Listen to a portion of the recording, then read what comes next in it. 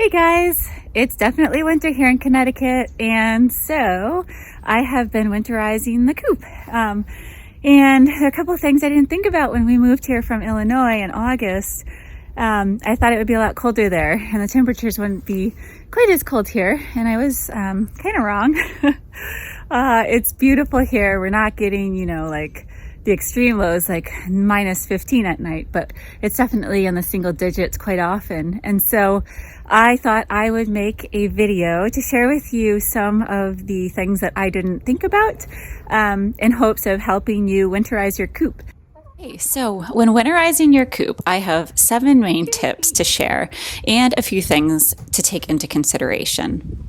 This is our 3rd winter with our girls, and I've learned a lot since we began raising chickens. And so I wanted to share my experience in hopes of helping you this winter and next.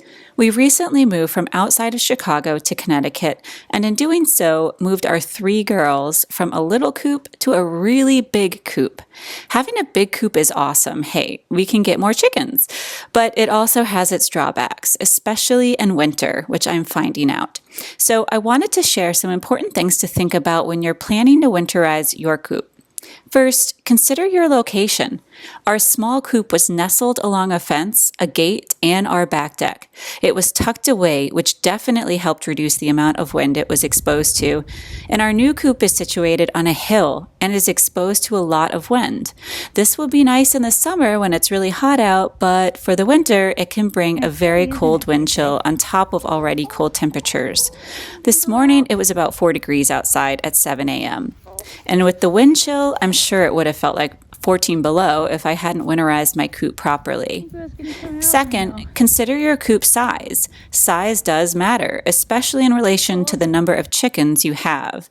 We built our coop back in Illinois based on the number of chickens we had, which was 4, though we ended up with 3, as one turned out to be a rooster and our village didn't allow roos, so we had to rehome him. That's a whole other story, which I'll save for another time. So we ended up with 3 hens, and our coop was, I think, roughly 16 square feet. So they each had 5 square feet or so. We used the deep litter method, which I'll speak about in a few minutes, which together with the hen's body heat create warmth for the coop. Our small coop was generally 10 degrees warmer than the outside temperature, and in a suburb of frigid Chicago where temps easily went down to minus 15 at night, that was literally a lifesaver. Lastly, remember your chickens are birds and have feathers that naturally protect them from the cold.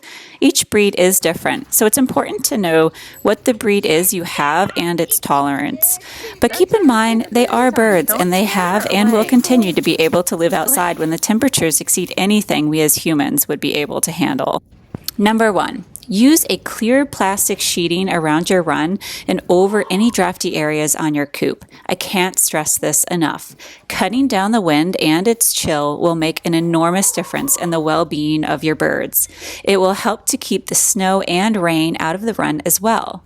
Now, it's important to make sure you have a thick enough, weather-resistant plastic sheet. I recently bought sheets to use around our coop because of the size and the price, and I regret it. For the last 2 years, I used a 6mm clear greenhouse film that was weather resistant and tear proof, and I wish I had bought it again this year.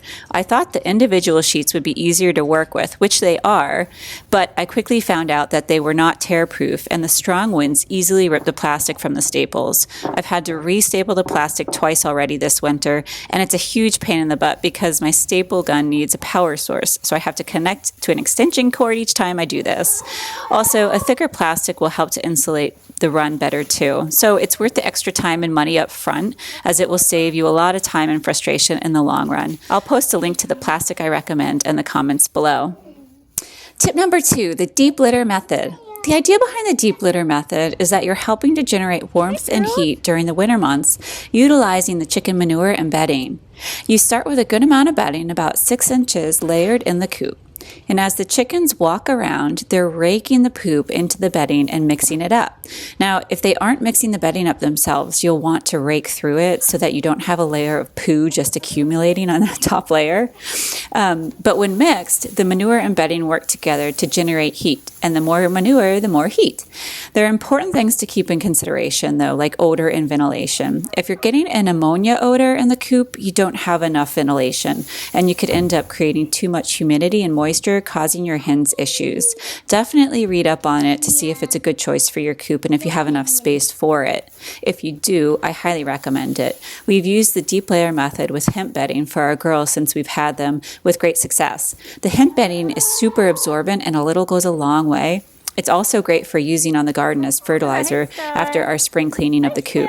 I've purchased this on Amazon, but if you can find it at a local feed store, I recommend getting it there, as I'm sure it will be a lot cheaper. It's expensive, but because I'm not cleaning out the coop but once a year, to me, it's worth the upfront investment. On to tip number 3, straw. Oh, how I do not like straw. But desperate times call for desperate measures. And to be honest, our girls do love straw. There's definitely a reason farmers have been using it since existence.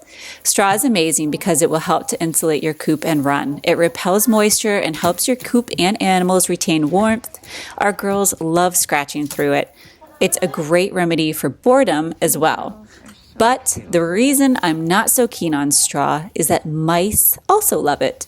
Last year, our coop was so cozy over the winter, it was like we invited the mice in. During the spring cleaning, I found a couple of nests, and without totally grossing you out, I'll just say I vowed I would not use straw again.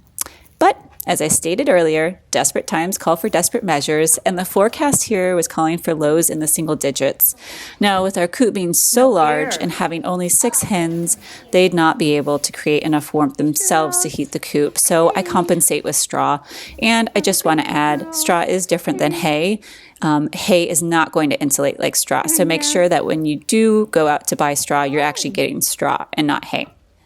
These 3 things alone, the plastic, the deep litter method, and the straw, will dramatically help with the temperatures in your coop and run over winter, keeping your girls as comfortable as possible. But let's not stop there. So for tip number 4, I recommend using a heated dog bowl. I will preface this with the caution that it does require electricity, and according to the manufacturer, you should not connect it to an extension cord. But our coops have both been too far from the home to not use an extension cord, so that's what we've done and have not had any issues so far. Having a heated water bowl means I don't have to worry about their water freezing so they can't drink it, nor do I need to go out daily or multiple times daily to break the water. Growing up, we had 2 horses, and I remember checking the water buckets throughout the day, and I'm very happy not having to do that anymore. So if you have a power source or are comfortable connecting to an extension cord, I highly recommend using a heated water bowl for your sanity. Tip number 5, supplement with cracked corn and cayenne pepper. Adding cayenne pepper powder to your chicken feed during the winter can help to increase their body heat, and some say it will even increase their egg production. Sprinkling cracked corn around their coop or run will give the girls something to do, and since it takes longer for them to digest, their bodies will continue to work and generate heat. Because of the natural sugars, most hens love cracked corn as a treat. I've recently started using a water supplement as well called Hydro Hen. It contains probiotics, electrolytes, and acidifiers to help during challenging times. Since the extreme cold can be stressful to some hens, adding a little boost to their water can't hurt. And the same goes for the summer and extreme heat. I'll add electrolytes to their water. And with that being said, I always put a teaspoon to a tablespoon of apple cider vinegar in their drinking water as a natural dewormer and health support. Tip number 6. Here's an easy one. Have a thermometer in your coop. It's good to know what the outside temps are and what the inside temperature of the coop is.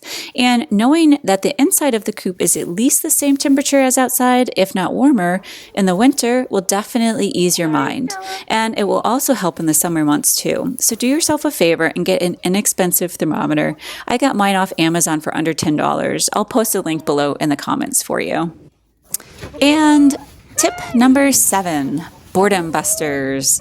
Last but definitely not least, have something for your girls to do during long winter stretches when either it's too cold and windy to go outside or there's snow on the ground and they don't want to venture out.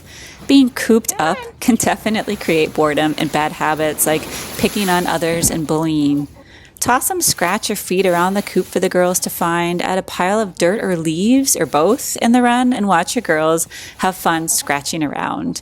There are also fun, crafty snacks you can make for your girls to occupy their time while they satisfy their stomachs. The book, A Kid's Guide to Keeping Chickens, has some great ideas with instructions. It's actually an all-around great book, and I definitely recommend seeing if your library has it or getting it off Amazon. Hopefully this will be helpful for you this winter or next, and if so, please like and subscribe, and feel free to comment below. I'd love to hear from you. Thanks so much. Happy winterizing.